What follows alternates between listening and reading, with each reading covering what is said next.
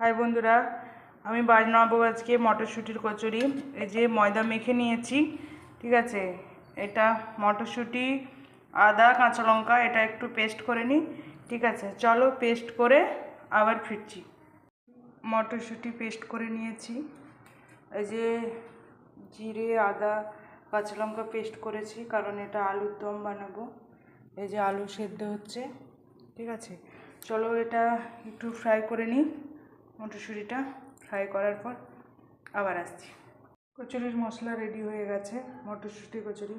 এই যে আলুর দম রেডি করে নিয়েছি। আগে আলুর দমটা বানিয়ে নিই, তারপর কচুরিটা বানাবো। গরম গরম বানাবো, ঠিক আছে। চলো বন্ধুরা, আগে বানিয়ে নিই আলুর দম, তারপর আবার আসছি। আমার আলুর দম বানানো হচ্ছে। এই যে আলুর দম চাপিয়ে দিয়েছি। চলে আসো কে কে খাবে। এই যে আলুর দম বানানো হচ্ছে। এই যে রেডি আলুর দম। এবার এই যে কচুরিগুলো বেলে নিচ্ছি, এবার ভেজে নেব, ঠিক আছে। একটা একটা করে কচুরি ভেজে নিই।